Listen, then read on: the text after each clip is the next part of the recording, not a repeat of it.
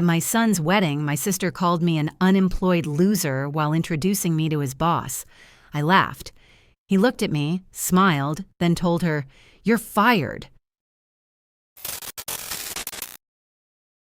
The moment of truth. I always knew that my son Simon deserved the best wedding.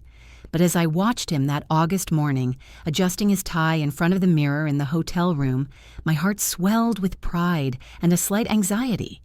27 years ago, I held him in my arms as a tiny baby, and now he was marrying Emily, a lovely girl from the accounting department whom he had met at work. "Mom, are you sure everything will be okay?"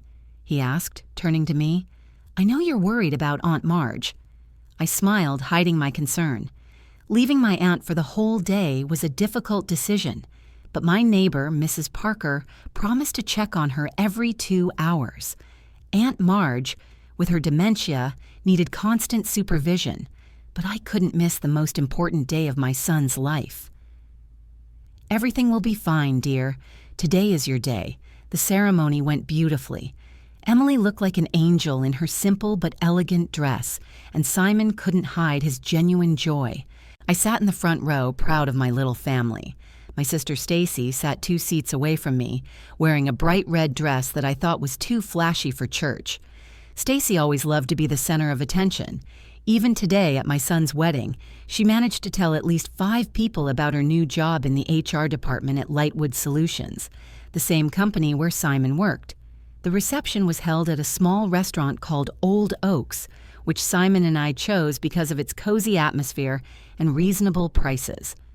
I knew that money wasn't the most important thing at a wedding, but I also understood that the newlyweds were just starting their life together, and every dollar counted.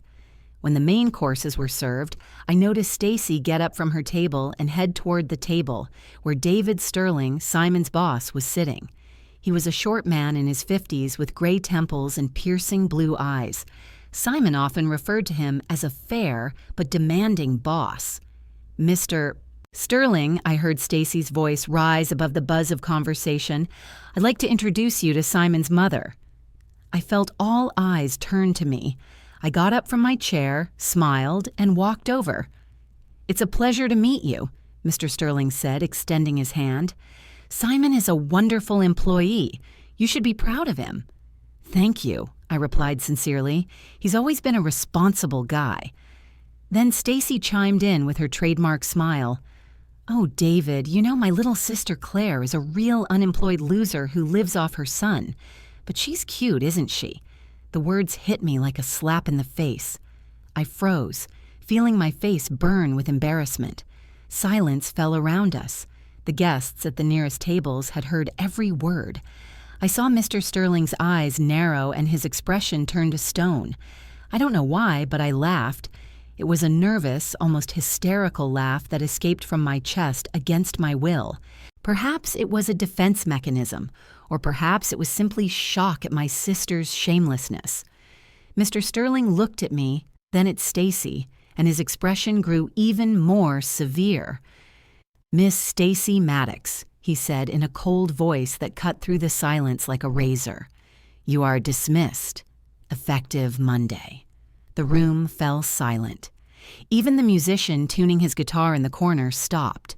Stacy laughed at first, thinking it was a joke, but when she saw the seriousness in Sterling's eyes, her face contorted. "You can't fire me just like that," she hissed. "That's illegal." "I can and I am," Sterling replied calmly. "HR has complete documentation of your unacceptable comments and behavior. This was the last straw." Simon jumped up from his table, his face pale with horror. "Mr. Sterling, please, this is a family matter. Don't punish me for—" "Simon," his boss interrupted, "this situation will in no way reflect on you. Your mother deserves respect, not public humiliation." Stacy stood in the middle of the room, her red dress now seeming garish and inappropriate. She looked at me with such fury that I instinctively stepped back. "You'll regret this, Claire," she whispered so that only I could hear. "I'll drag everyone down with me." Then she turned abruptly and left the restaurant, leaving behind a heavy silence and a multitude of surprised looks. Her red heels clicked on the parquet floor, and her long dress rustled with every step. The door closed behind her with a dull thud that sounded like the final chord of this terrible scene. Emily, poor thing, sat at the youth table with her eyes wide with shock, not understanding what had just happened. Her mother, Mrs. Thompson, leaned over to her and whispered something in her ear. Simon's cousin Jake, who was sitting next to her, stared at me and then looked around as if seeking an explanation from the other guests. I felt my legs buckle and a cold knot form in my stomach. This was supposed to be Simon's happiest day, but instead it turned into a family nightmare with public humiliation and dismissal. Everything I had dreamed of during months of wedding preparations, a carefree celebration, laughter, dancing, was shattered in a matter of seconds. Mr. Sterling came closer and gently touched my shoulder. His wife stood behind him, her face expressing genuine sympathy. "Mrs. Maddox, I am truly sorry this happened," he said in a quiet voice, "especially today, on such an important day for your family." "Thank you," I whispered, fighting back tears that threatened to spill out. "I'm sorry for all this mess." I quote. I didn't know she could. "You have absolutely no reason to apologize," he interrupted firmly. "Never apologize for someone else's tactlessness and rudeness. What happened here speaks only to your sister's character, not yours." Mr. Sterling's wife nodded in agreement. "Claire, what she said was completely unacceptable. No one deserves to be spoken to like that, especially at a family celebration." Simon approached us, his face red with embarrassment and anger. I could see him clenching his fists, trying to control his emotions. "Mom, I'm so embarrassed," he said hoarsely. "I can't believe Aunt Stacy." "Don't apologize, son," I said, hugging his arm. "It's not your fault." "Simon," Mr. Sterling interjected, "I want to emphasize once again that this unpleasant situation will in no way affect you or your work. You are a reliable employee and a good person. What happened to your aunt was inevitable. We had been receiving complaints about her behavior for a long time." I watched as relief mixed with concern on my son's face. He had worked so hard to succeed in the company, and the thought that family problems could harm his career terrified him as much as it did me. The rest of the evening passed in a strange, tense atmosphere. The guests tried to return to the celebration. Someone started talking about the weather, someone praised the dessert, and the musician even played a few tunes to create a background mood. But you could feel that everyone was thinking about what had happened. I saw people giving me sympathetic looks and then looking away when our eyes met. My third cousin Emily came up to me during the cake serving. "Claire, don't pay attention to what your sister said. We all know what a wonderful mother you are. Simon often talks about how you've supported him over the years." "Thank you, dear," I replied, trying to smile. "That means a lot to me." But inside, I was boiling, not only with embarrassment, but with rage that grew with every passing minute. Stacy always knew how to get under my skin. She had a talent for finding the most painful spots and pressing on them with surgical precision. But today, she had crossed all boundaries of decency. At my son's wedding, in front of his boss and colleagues, in front of relatives and friends, she decided to humiliate me in the most cruel and public way possible. Calling me an unemployed loser wasn't just offensive. It was designed to be as humiliating as possible. I remembered all those years when I worked from morning till night to support Simon and me. 2 jobs, sometimes 3. A cleaner in an office center in the morning, a cashier in a supermarket during the day, a tutor in the evening. It was never easy, but I did everything I could to make sure my son had everything he needed. And then, when Aunt Marge got sick, I quit my jobs to take care of her. Not because I wanted to be unemployed, but because there was no one else. Stacy was busy with her career and personal life at the time, and we had no other close relatives. When the last guest said goodbye and went home, and the newlyweds left for the hotel for their wedding night, I was left almost alone at the restaurant entrance. The waiters were clearing the tables, packing the remnants of the festive mood into plastic containers. Mr. Sterling approached me, holding his jacket in his hand. His wife had already gotten into the car, but he obviously wanted to make sure I was okay. "Ms. Maddox, can I drive you home?" he offered. "I don't want to leave you alone after a day like this."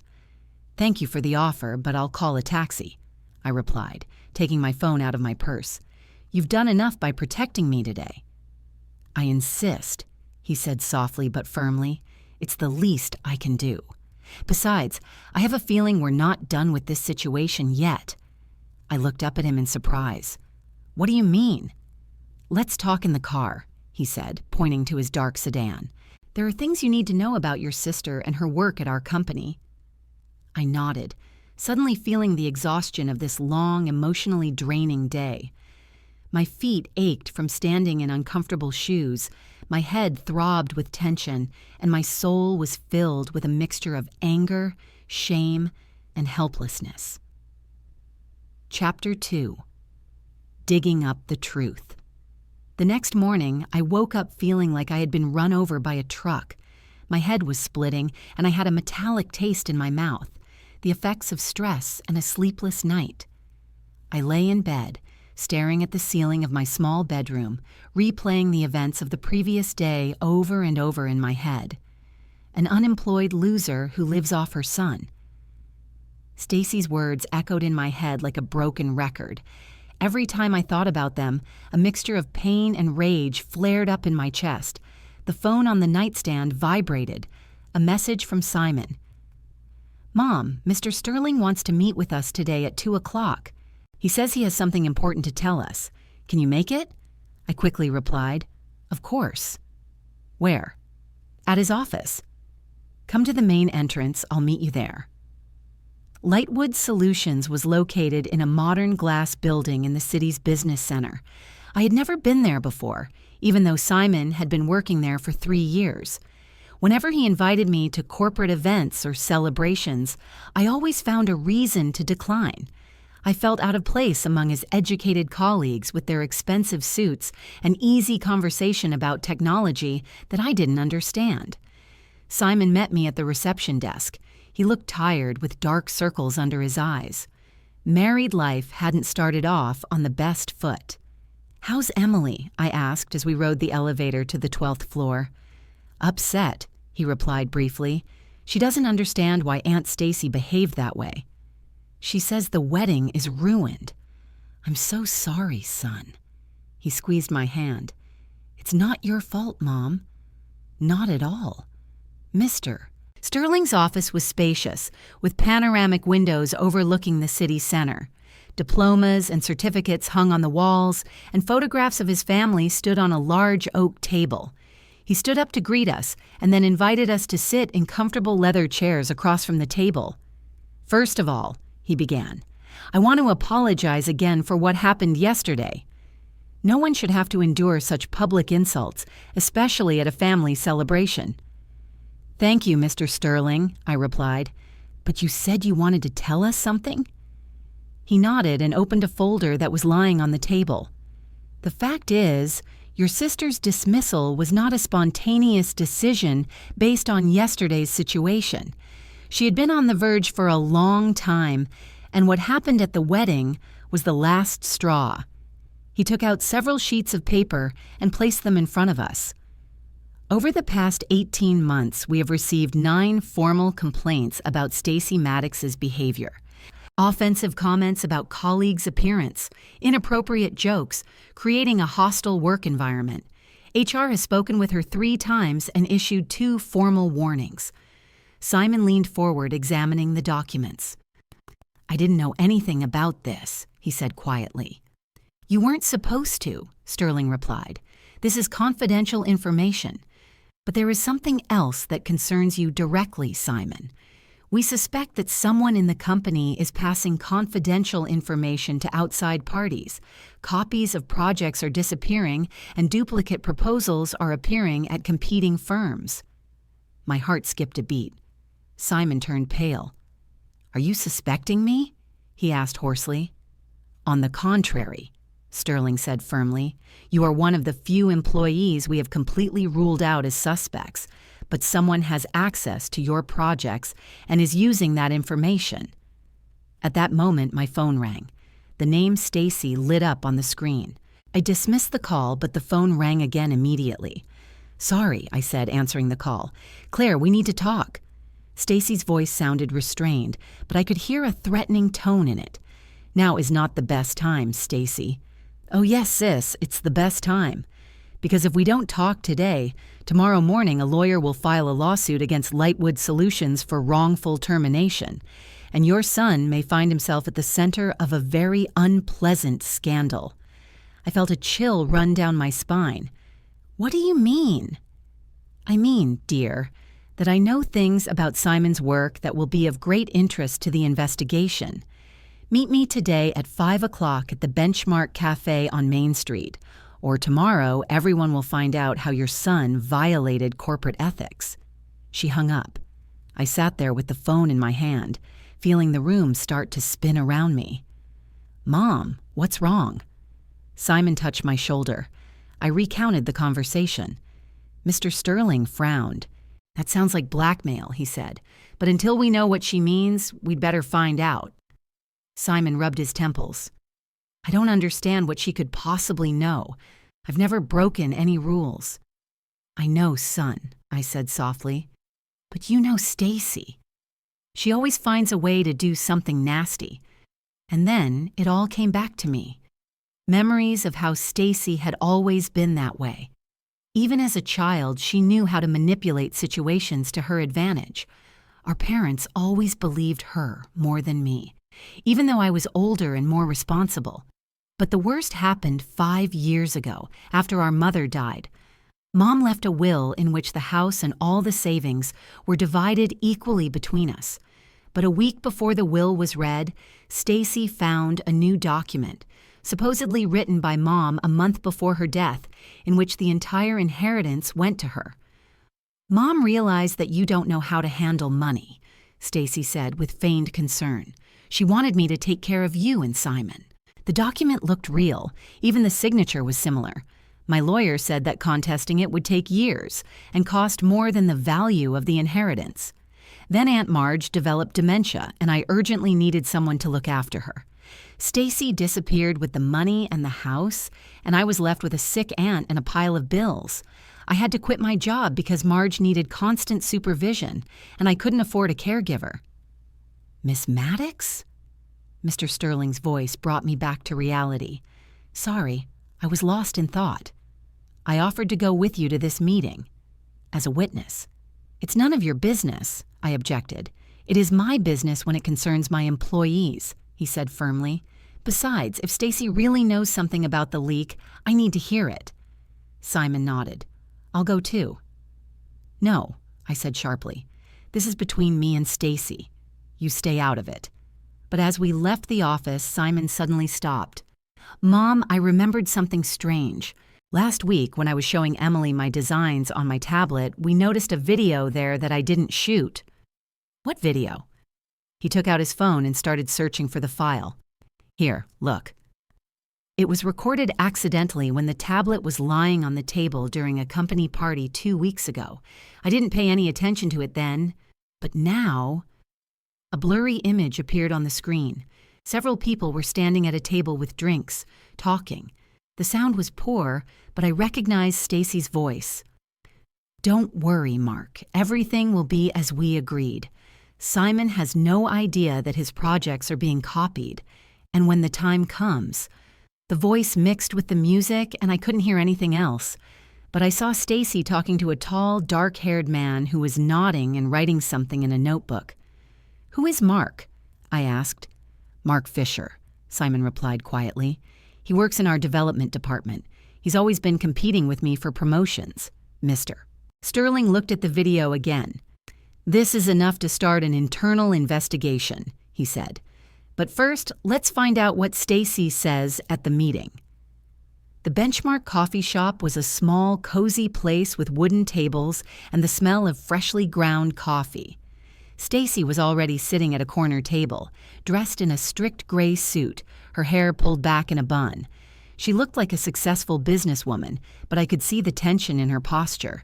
When she noticed that I wasn't alone, her face froze. "I said you alone, Claire." "Mr. Sterling has a right to be here," I replied, sitting down across from her. "This concerns his company." Stacy glanced contemptuously at Sterling, who sat down next to me. "Fine. Then I'll be blunt. I have information that could destroy your dear Simon's reputation and cause serious damage to the company. If you don't reinstate me with an official apology, this information will become public." "What information?" Sterling asked calmly. Stacy smiled coldly. "That will cost you your job." We left the coffee shop without any answers. Stacy never revealed her cards, only repeating her demands for reinstatement and a public apology. Mr. Sterling was silent and pensive, and I felt my nervousness growing with every passing minute. "We need to take a closer look at that video," he said when we reached his car. "Maybe there's something we missed." Back at Sterling's office, we watched the recording several times. Each time, I noticed new details. How Mark Fisher nodded as he listened to Stacy, how he typed something into his phone, how they both looked around to make sure no one was eavesdropping. "Simon has no idea his designs are being copied," Sterling repeated the words from the video. "That sounds like direct evidence of a conspiracy." Simon sat in his chair, his head in his hands. "I can't believe Mark. We worked on the same team for 3 years. I helped him with his projects when he couldn't handle them. Sometimes the people closest to you are capable of the worst things," I said quietly, thinking of Stacy. Mr. Sterling looked at me intently. "Ms. Maddox, may I ask why your sister called you unemployed?" "Simon mentioned that you were caring for a sick relative, but he never went into details." I felt my cheeks flush. Even now, after everything that had happened, I was embarrassed to talk about my situation. "It's a long story," I began uncertainly. "We have time," Sterling said gently, "and I suspect this story may be related to what is happening now." I sighed and leaned back in my chair. Simon took my hand, encouraging me to continue. When Simon was 12, my Aunt Marge, my mother's sister, began to show the first signs of dementia. At first, it was minor things. She forgot the names of neighbors, couldn't find her keys, got confused about dates. But over time, it got worse. I remembered those early years when I still hoped it was temporary, that Marge would get better. Marge had never been married and had no children. Stacy and I were her only close relatives. But Stacy was just starting her career at the time, constantly traveling on business trips and building her personal life. I worked part-time as a cashier at a supermarket so I could be home when Simon came home from school. "Mom," Simon said quietly, "you never told me all the details." "I didn't want to burden you," I replied. "You were a child. You had the right to a carefree childhood." When Marge became a danger to herself, turning on the gas and forgetting to turn it off, leaving the house in her nightgown in the middle of winter, it became clear that she needed constant supervision. "A private nursing home cost $2,000 a month," I continued. "I didn't have that kind of money." Stacy said she couldn't help financially because she was investing everything in her education and career. Mr. Sterling nodded, listening intently. "So I quit my job and moved in with Marge to take care of her. That was 5 years ago. Since then, I've been working as an English tutor. Several students come to my house, and sometimes I give lessons online. They pay me in cash, so officially I'm unemployed." "Why didn't you make the guardianship official?" Sterling asked. "The state has assistance programs." I smiled bitterly. Stacy convinced me that it would be difficult and take a long time. She said it would be easier if she got power of attorney over Marge's finances, and I just took care of her unofficially. I believed her. Simon squeezed my hand tighter. "And what happened?" A year later, I found out that Stacy had sold Marge's house and spent the money on herself. When I asked her about it, she said the money went to medical expenses and that I should be grateful she was taking care of things at all. The room fell silent. Mr. Sterling looked shocked. "That's fraud," he said. "Maybe," I replied, "but it's impossible to prove anything now." And Marge, on the rare occasions when she's lucid, says she doesn't remember what she signed. Simon stood up and began pacing nervously around the room. "Mom, why didn't you tell me?" "I would have helped. Found a way." "You were in college, then looking for a job, building your life. I didn't want you to feel guilty or sacrifice your dreams for me." At that moment, Sterling's phone rang. He looked at the screen and frowned. "It's the office." "Excuse me." He walked over to the window to talk. I could see his face getting more and more serious. "What happened?" I asked when he came back. 3 more files from Simon's projects are missing. This time, it's the full specs for our new software. If this information gets to our competitors, we could lose a $1 million contract. Simon turned pale. "I don't understand how this could have happened." "All my files are password protected. Someone who has access to your computer," Sterling said. "Or someone who knows your passwords." "No one knows my passwords," Simon protested. "I don't even write them down." "Does Mark Fisher have physical access to your workstation?" "Of course, we work in the same office, but I always lock my computer when I leave." Mr. Sterling thought for a moment. "We need to put Mark under surveillance. Quietly, so he doesn't suspect anything. In the meantime, Simon, please don't leave your computer unattended for even a minute." Simon was silent on the way home. I could see how upset he was about what he had learned about my situation with Marge and Stacy. "Don't blame yourself," I said gently. "You couldn't have known." "I could have if I had asked more questions, taken more interest in your life instead of focusing only on myself." "You did exactly what you had to do. Build your future. I'm proud of you, Simon." Marge was waiting for me at home in her usual rocking chair where she spent most of her days. She was having one of those rare, clear days when her dementia receded, allowing the real Marge to shine through the fog of her illness. "Claire, dear," she said when I walked into the living room, "how was Simon's wedding?" I was always amazed at how selective her memory was. She might forget what she had for breakfast hours ago, but she remembered that there was a wedding yesterday. "It was difficult, Auntie," I replied honestly. "Stacy was doing strange things again." Marge frowned. When she thought of Stacy, there was always a look of wariness in her eyes. "That girl has always been cunning, even as a child. I remember how she lied to your mother right to her face and then smiled as if nothing had happened." I sat down on the sofa opposite her. "Auntie, do you remember when Stacy came here last month? She was looking for something in your papers, wasn't she?" Marge nodded, her eyes suddenly becoming clearer. "Oh yes, I remember. She said she was looking for some documents for a lawyer, something about your mother's inheritance. But I thought it was strange." "What exactly?" She knew where to look. She went straight to my old chest in the bedroom, as if she had been there before. And when I asked her what she was looking for, she got angry and told me not to interfere. My heart started beating faster. I never told Marge about the fake will. I didn't want to upset her. But if Stacy was looking for something in her papers... "Auntie, did she find anything?" "She took an old box of letters with her. She said she'd bring it back, but she never did." I got up and went to Marge's bedroom. The old oak chest stood in the corner, half empty. Where once there had been neatly stacked documents and letters, now there were only tattered folders and empty envelopes. "What was in that box?" I asked, returning to the living room. Marge frowned, trying to remember. "Letters from your mother. Lots of letters. She wrote to me often, especially in recent years. She complained about Stacy, saying that she was always asking for money and lying about her affairs."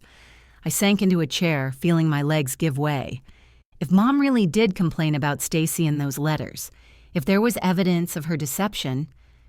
"Auntie, do you remember what exactly Mom wrote about Stacy?" "She said she didn't trust her with the inheritance. That she wanted to leave everything to you because you were the only one she could rely on. She even showed me a copy of the will she had written. Everything to you, Claire. Everything. I found it hard to breathe. If that was true, then Stacy's fake will wasn't just deception, it was a crime. And now she had destroyed the evidence. At that moment, the phone rang. Simon. Mom, Mr. Sterling just called. Mark Fisher was arrested right in his office. They found copies of all my projects and correspondence with a competing company. What about Stacy? They're looking for her. She didn't show up for work and isn't answering her phone, but they found her phone numbers and messages on Mark's phone about how to pass on information. I looked at Marge, who was sinking back into the fog of her illness, her moment of clarity ending. But what she told me changed everything. Simone, I said, I think this story is just beginning. And I'm afraid the worst is yet to come. That evening, after Marge fell asleep, I sat in the kitchen with a cup of tea and thought about everything I had learned that day. Stacy hadn't just robbed me of my inheritance. She had deliberately destroyed our lives.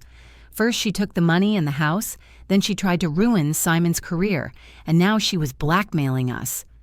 But the worst part was that I felt guilty.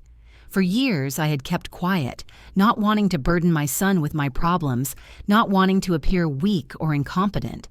Meanwhile, Stacy was weaving her web of lies and deceit. The phone rang again. Unknown number. Hello? Claire, it's me. Stacy's voice sounded tense. Don't hang up. What do you want? To meet. One last time. I have a proposal that will suit everyone. After what happened with Mark, are you completely out of your mind? Mark is a fool who let himself be caught. But I'm not like that. I have something that can destroy not only Simon's career, but also your life. But I'm willing to forget everything if we come to an agreement. What are you talking about? Your mother's letters, Claire. The real will. The fact that you can get everything back. Meet me tomorrow at 9 p.m. by the old bridge on Rich Street. Come alone. She hung up, leaving me sitting in the dark with my heart pounding like crazy. I couldn't sleep all night. Stacy's words about Mom's letters kept running through my head, giving me no peace. If she really had taken the documents that could disprove the fake will, why was she now offering to return them? What was in it for her? Early in the morning, I heard Marge moving around in the kitchen. It was a good sign. It meant she was having another clear day. I found her at the table with a cup of tea and a piece of toast. Good morning, Auntie, I said, kissing her on the forehead. Claire, dear, she replied, her eyes clear.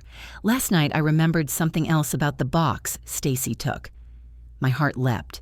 What exactly? She didn't take everything. When I saw her rummaging through my things, I hid some of the most important letters under the mattress. Your mother asked me to keep them, saying they might be needed.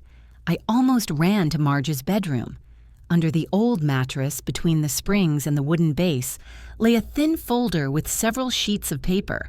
My hands were shaking as I unfolded them. The first letter was dated 3 months before my mother's death. Dear Marge, Stacy came by again today to ask for money. She says she needs it for a training course, but I know that's not true. I saw her yesterday at an expensive restaurant with some man. I'm afraid she's spending the money on entertainment, not her career, as she claims. Claire has never asked for any help, even though I know how hard it is for her with little Simon. I've decided to change my will. I'm leaving everything to Claire. She's the only one I can trust. The next letter was even more candid. Marge, Stacy forged my signature on some bank documents. I found it by accident when I was sorting through some papers. She withdrew $3,000 from my account without permission. When I asked her about it, she said it was an advance on her inheritance. I am a terrible mother if I raised such a daughter. Tomorrow, I am going to the notary to change my will and leave everything to Claire. The last letter was dated a week before my mother's death. Dear sister, if anything happens to me, give this to Claire. The new will is in a safe deposit box at First National Bank, box number 243. The key is in my jewelry box. Stacy shouldn't get a penny. She stole from me while I was alive, and I won't let her do it after I'm dead. I sat on the bedroom floor holding the letters in my hands and cried. Mom knew. She knew about Stacy's deception and tried to protect me, and all these years I thought she loved Stacy more. The phone rang. It was Simon. Mom, can you come to Mr. Sterling's office? There's news about Mark and it concerns you. I'll be there in an hour, I replied, hiding the letters in my purse. Sterling's office was littered with documents and printouts of emails. Simon sat in a chair looking stunned. What happened? I asked. Sterling looked up from the papers. Mark Fisher has confessed to everything. It turns out that his relationship with Stacy was not just professional. They had been dating for the past 18 months, and all that time they had been planning a scheme to steal information. He showed me a thread of emails. Look, Stacy wrote Mark detailed instructions on how to access Simon's computer, which files to copy, and how to transfer them to competitors. But that's not the most interesting part. Sterling turned the page. It turns out that Stacy had been writing anonymous complaints about Simon to our HR department for the past 3 years. Complaints about alleged unethical behavior, violations of corporate rules, even suspicions of intellectual property theft. Simon looked up. What? There were 13 complaints in total. HR investigated each one, but no evidence was ever found. Now it's clear why. There wasn't any. It was all a fabrication designed to damage your reputation and cast doubt on your integrity. I felt a chill spread through my body. Why would she do that? Mark says that Stacy promised him that if Simon was fired or resigned due to constant suspicion, Mark would take his place on the team of lead developers. And with that would come a raise in access to the most lucrative projects. Simon rubbed his face with his hands. Aunt Stacy tried to destroy my career for her boyfriend's sake. It looks that way, Sterling replied. But the plan didn't work because you turned out to be too good an employee. Even with all those anonymous complaints, your results spoke for themselves. I took my mother's letters out of my purse. Mr. Sterling, I found something that might explain Stacy's motives. When I recounted the contents of the letters, the room fell silent. That means the forged will is just part of a bigger scheme, Sterling said thoughtfully. She stole from your family for years and then tried to destroy Simon's career. The question is, why? Revenge, I replied quietly. Stacy has always been jealous of me. I did better in school, I had friends, boys paid attention to me. She always felt she got less. And now that Simon has achieved success, she feels the same envy. Simon added, she can't accept that the son of a loser has achieved more than she has. Sterling's phone rang. He looked at the screen. The police. Sorry? The conversation was brief but meaningful. When Sterling hung up, his face was grim. Stacy is gone. Her apartment is empty, her things packed. The neighbors say she left with large suitcases last night. She's running away, I asked in surprise. It looks that way, but she left a note for you. He handed me a piece of paper. Stacy's handwriting was nervous and hurried. Claire, by the time you read this, I'll be out of town. Don't look for me. You won this war, but it's not over yet. You have your letters, and I have copies of all of Marge's financial documents. One call to social services, and they'll take her to a state mental hospital. Think about it, sis. My hands trembled. Even as she fled, Stacy found a way to hurt me. She can't do that, Simon said, reading the note over my shoulder. She can, I replied quietly. If she proves that I'm incapable of caring for Marge, that I'm hiding her true condition from the authorities. No, Sterling interrupted firmly. She can't. Because Stacy Maddox is now wanted by the police on suspicion of fraud, intellectual property theft, and document forgery. Her testimony will have no legal weight. He opened his laptop and quickly typed something. Besides, I have a proposal. Our company has a charitable foundation that helps employees' families in difficult situations. We can pay for professional care for your aunt and legal assistance to challenge the forged will. I looked at him, not believing my ears. Why are you doing this? Because justice must prevail, and because good people deserve support. At that moment, a security guard burst into the room. "Mr. Sterling, sorry to interrupt, but there's a woman downstairs who wants to see you. She says it's about Mark Fisher. She's very agitated." "What's her name?" "Stacy Maddox." We exchanged glances. Sterling nodded to the security guard. "Bring her in here," and call the police. 10 minutes later, Stacy entered the room. She looked terrible. Her hair was disheveled, her makeup was smudged, and her clothes were wrinkled. Her eyes burned with some kind of crazy determination. "Claire," she exclaimed when she saw me, "you ruined everything. Mark got arrested because of you." "Mark got arrested because he's a criminal," I replied calmly, "just like you." "I'm not a criminal," Stacy shouted. "I just took what was mine. Mom always loved you more, always gave you the best, and I had to fight for every crumb of attention." "Mom loved us both," I said, standing up, "but you ruined it with your greed and lies." Stacy laughed hysterically. "Greed? Who has been living off her son for 5 years? Who pretends to be a saint, taking care of a crazy old woman instead of going to work like a normal person?" "Enough," Sterling intervened. "Miss Maddox, you are wanted by the police. I advise you to turn yourself in voluntarily." "I haven't done anything illegal," Stacy shouted. "The will is real." "Mom left everything to me." I took Mom's letters out of her purse. "These letters prove the opposite, Stacy. Mom knew about your lies. She knew you were stealing from her." Stacy's face contorted with rage. "These letters prove nothing. The old crazy woman could write anything she wanted." "Mom wasn't crazy when she wrote them," I said quietly. "Unlike you right now." Stacy lunged at me, but Simon managed to catch her. She struggled in his arms, screaming something incoherent about injustice and litter. At that moment, 2 police officers entered the room. "Stacy Maddox, you are under arrest on suspicion of fraud and theft," said one of them, taking out his handcuffs. As she was being led away, Stacy turned to me. "You'll regret this, Claire. I'll find a way to destroy you anyway, even from prison." The door closed behind her, and silence fell over the room. I sat there, feeling all the tension of the last few days drain away. Simon put his arm around my shoulders. "It's over, Mom." "Yes," I whispered. "It's finally over." 3 months later, I stood at the window of my new office at the Lightwood Solutions charity and looked out at the autumn park below.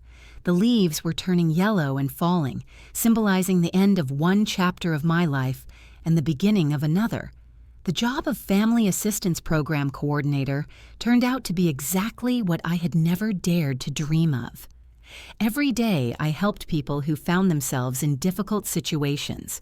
Single mothers, families with sick children, elderly people who needed care.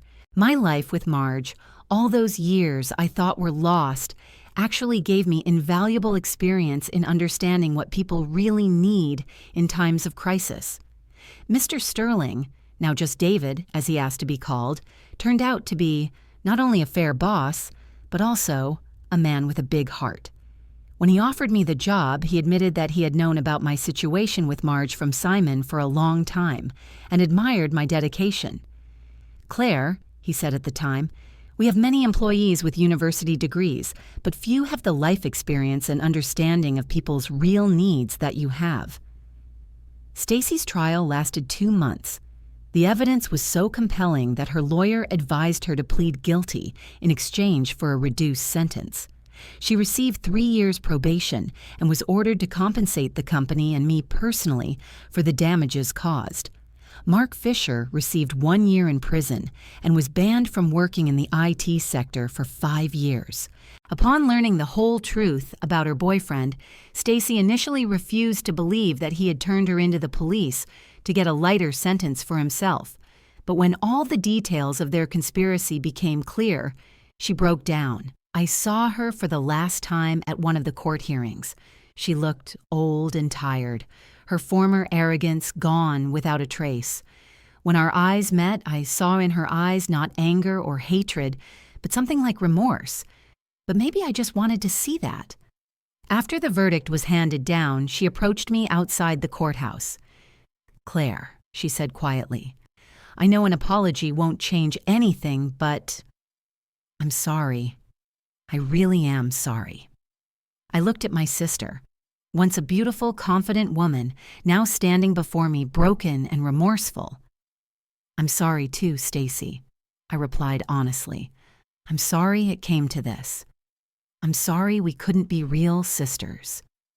Maybe someday," she began, but I shook my head. "Not yet. I need time, a lot of time. But the door isn't closed forever." That was true. I wasn't ready to completely cut Stacy out of my life, but I also wasn't ready to forget everything that had happened. I needed a break, maybe years, to figure out if we could ever be a family again. The most difficult decision was placing Marge in a private nursing home. Using the money from my mother's restored inheritance, the original will was found in a bank-safe deposit box exactly where my mother had indicated in her letters. I was able to pay for the best facility in town. Sunny Gardens was a cozy place with professional staff and beautiful grounds. Marge was initially confused by the change of scenery, but when she saw how well she was being cared for there, she calmed down. "Claire, dear," she said during one of her lucid moments when I visited her, "you finally look happy." "I'm learning to be happy again," I replied honestly. "Your mother would be proud of you. You saved our family." Simon and Emily decided to have a wedding after-party in November, when the whole story was finally over. It was an intimate party at the same Old Oaks restaurant, but the atmosphere was completely different, light, joyful, without a shadow of past problems. "Friends," Simon said, raising a glass of champagne, "I want to say a few words about the most important person in my life." I felt my cheeks flush as all eyes turned to me. My mother, Claire Maddox, has been called many things over the years. Some people called her unemployed. Some called her a failure. But I know the truth. She is the strongest, most loving, and bravest person I know. Simon's voice trembled with emotion. She sacrificed her career to care for a loved one. She kept her problems to herself for years so as not to burden me. She faced every challenge with dignity and strength. And when the time came to fight for justice, she didn't give up. I felt tears welling up in my eyes. "Mom, thank you for everything. For raising me to be honest. For showing me what true devotion to family means. For protecting me even when I should have been protecting you." Applause filled the restaurant, and I stood up to hug my son. At that moment, I felt that all the years of pain, humiliation, and sacrifice had finally made sense.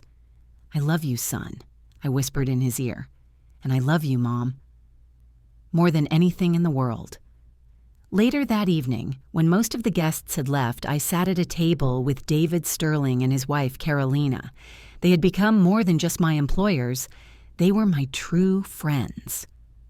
"Claire," Carolina said, "I want to ask you something personal. Aren't you embarrassed now that you've been out of the official labor market for so many years?" I thought about my answer. You know, I used to be embarrassed. Especially when people asked me what I did, and I didn't know how to answer. "I take care of my sick aunt" sounded like I was just putting my life on hold. And now I understand that it was the most important thing I could have done. I gave Marge the opportunity to live out her last years at home, surrounded by love and care. I showed Simon what family devotion means, and I learned to understand people's needs in difficult situations. It makes me better at my new job. David nodded respectfully. "You know, in business there is a concept called hidden assets. These are company resources that are not reflected in the balance sheet, but are of enormous value. Your experience was just such a hidden asset. It just took time to appreciate it." I rode home in a taxi, looking out the window at the city at night. My phone notified me of a message. It was from Emily, thanking me for a wonderful evening. Simon added a heart emoji. Even my colleagues from the fund who were at the party sent warm words. For the first time in many years, I felt that I had real support.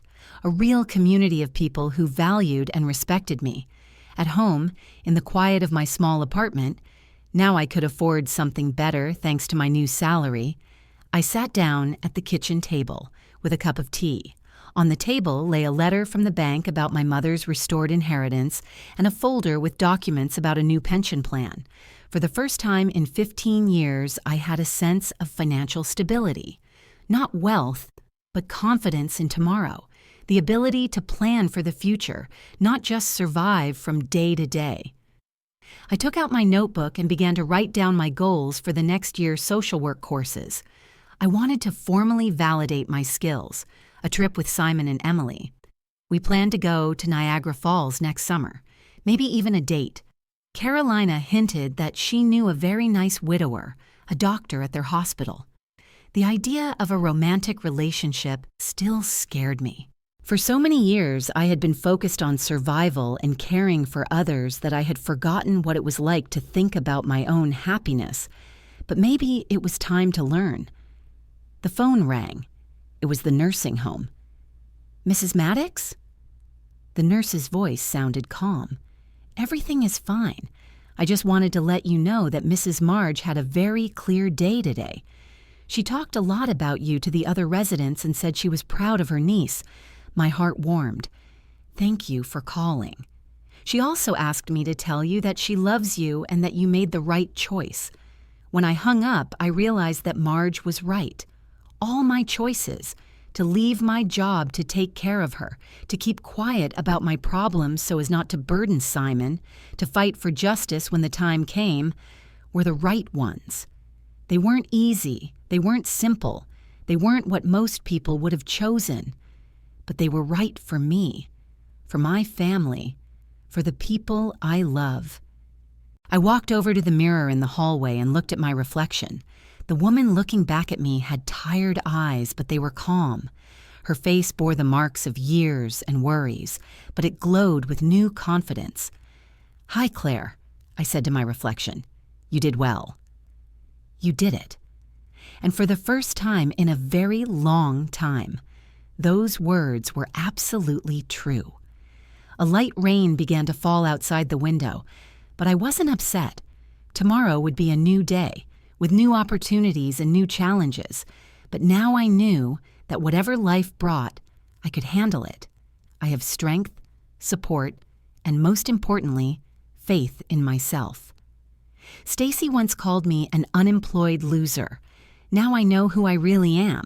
I am a woman who found her way to happiness not despite difficulties, but because of them. And that is the most valuable victory of all.